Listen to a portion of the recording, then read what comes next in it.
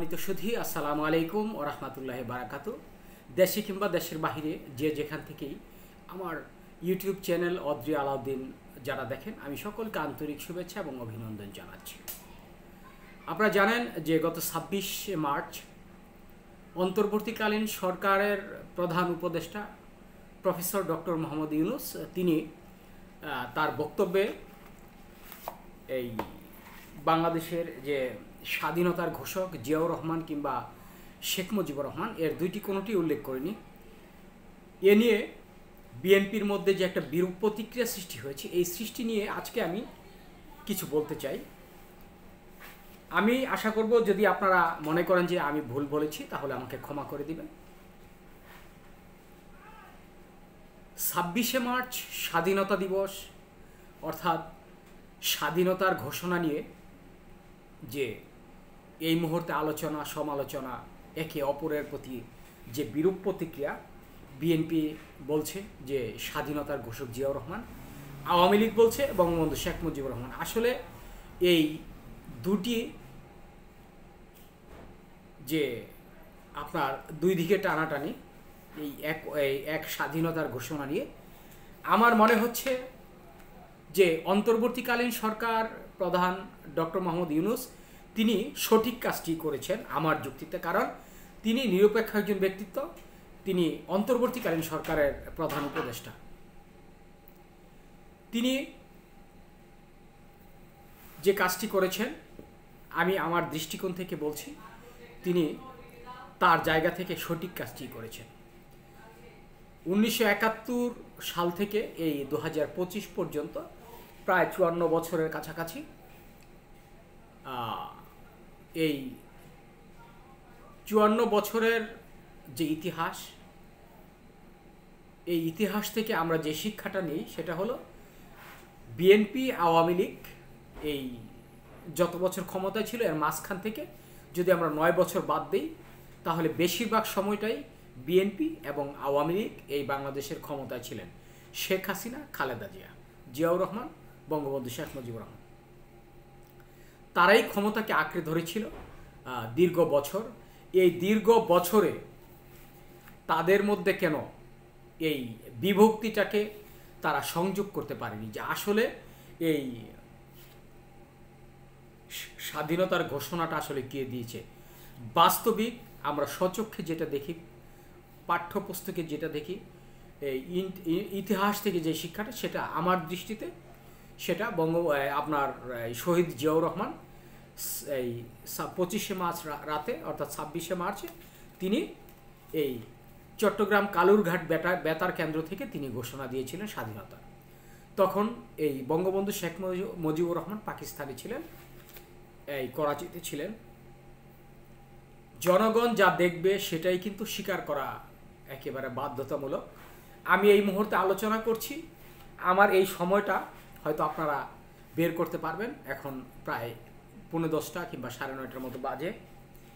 এই সময়টা কি আমি অস্বীকার করার মতো কোনো সুযোগ আছে? আমি এই যে আলোচনা করছি, এই আলোচনাটি কি আসলে অস্বীকার করার মতো কোনো সুযোগ আছে? আমার মনে হয় নাই।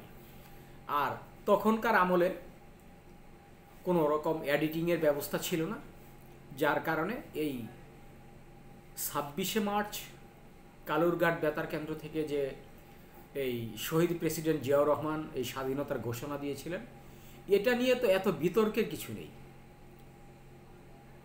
আওয়ামী লীগ যেই সব বিষয়গুলোকে নিয়ে বেশি বাড়াবাড়ি করে, আমরা দেখেছি যে একমাত্র এই স্বাধীনতা নিয়ে যারা সবচাইতে বেশি বাড়াবাড়ি করে, এই বাড়াবাড়ির কারণে কিন্তু এই রাজাকার শব্দটি নিয়ে আওয়ামী লীগের যে 5ই আগস্টের যে পতনটা, সেই পতনটা পৃথিবীর ইতিহাসে সবচেয়ে নগণ্যতম, সবচেয়ে ঘৃণ্যতম, সবচেয়ে নিকৃষ্ট একটি এই আপনার ক্ষমতাচ্যুতর ব্যাপার ছিল।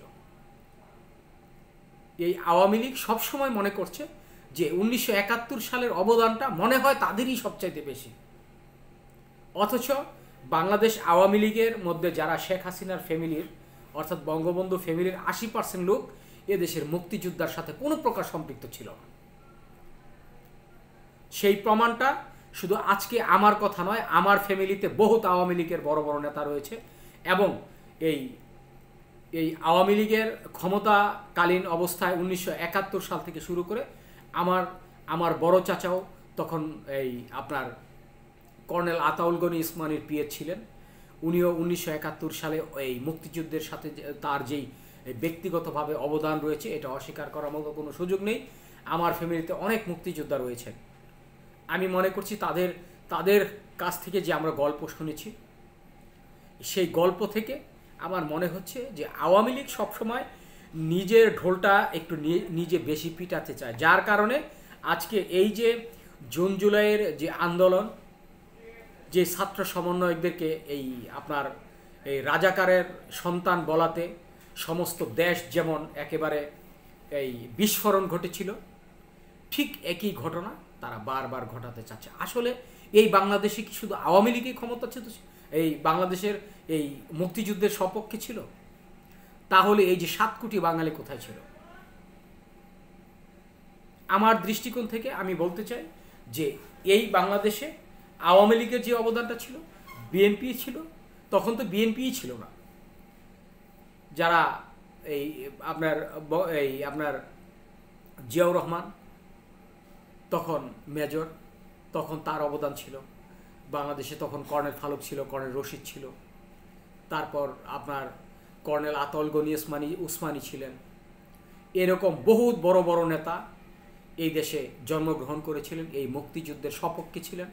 মুক্তিযুদ্ধের বিরুদ্ধে যারা ছিল আজ তাদেরকে নিয়েই কিন্তু আওয়ামী লীগ একসময় 96 সালে এই ক্ষমতায় আসার জন্য একটা অপচেষ্টা চালিয়েছিল। আপনারা জানেন এই জামাতকে নিয়ে কিন্তু আওয়ামী লীগ এই 96 সালে নির্বাচন করেছে, তাদেরকে একসাথে নিয়ে। তখন এই বিষয়টা কিন্তু আমরা খুব সুন্দরভাবে দেখেছি। আরেকটি বিষয়, সেই জিনিসটা হলো এই 26শে মার্চ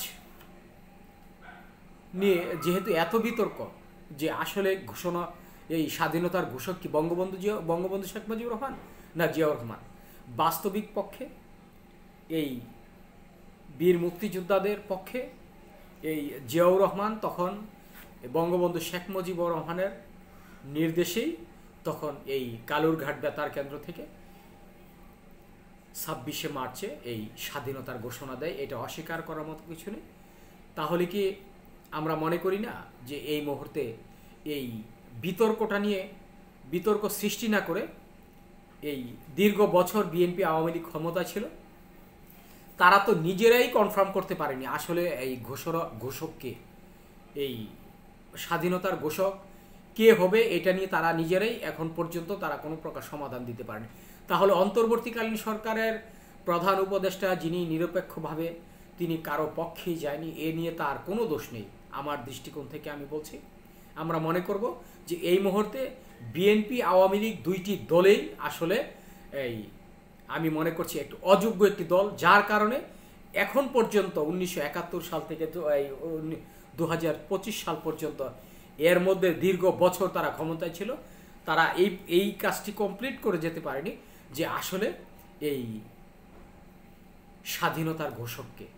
আমরা মনে করব যে তাদের এই বিভ্রান্তিমূলক এই বিভিন্ন আচার আচরণ আমরা পায়ে ঠেলে তাদেরকে এই আপনার এই কথাটাই বলতে চাই যে আপনারা নিজেরাই তো এই আত্মবিশ্বাসী নন, আপনারা নিজেরাই তো আত্মপ্রত্যয়ী নন, আপনারা নিজেরাই এই দুইজনের প্রতি সন্দেহ রয়েছে। আমরা মনে করব যে এই সন্দেহ কাটিয়ে যদি আপনারা কোনোদিন এদেশে একটি সংস্কার করে সঠিক ইতিহাস বাংলার বুকে তুলে ধরতে পারেন, তাহলেই আমার মনে হয় বঙ্গবন্ধু এবং জিয়াউর রহমান এই দুইজনকে শ্রদ্ধার সাথে মানুষ স্মরণ করবে। অন্যথায় বিতর্কের মধ্যে এই দুইজন ব্যক্তিকেই মানুষ এই গত 5ই আগস্টে যেমন বঙ্গবন্ধু শেখ মুজিবুর রহমানের হাজার হাজার মূর্তি এদেশে ভাঙা হয়েছে, দেখা যাবে এর আগেও যখন 16 বছর আগে আওয়ামী লীগ সরকার ক্ষমতায় ছিল 2007 সালে, আসার পরে যেমন জিয়াউর রহমানের বিভিন্ন ভাস্কর্য, জিয়াউর রহমানের এই আপনার স্মৃতি স্তম্ভ, এগুলো সব ভেঙে ফেলা হয়েছিল। আসলে কারণ একটাই, আসলে আপনারা কেউ কাউকে শ্রদ্ধা করেন না। আপনারা আপনাদেরকে যদি শ্রদ্ধা না করতে পারেন তাহলে বাঙালি এত ঠেকা পড়েনি আপনাদেরকে শ্রদ্ধা করার মতো, কারণ বাঙালি আপনাদের কারো ভাত খায় না। এই বাঙালি কারণ আপনাদের চামচামি করেও চলে না, আপনাকে তেলবাজি করেও চলে না। অতএব আপনারা নিজেরাই সাবধান হয়ে যান।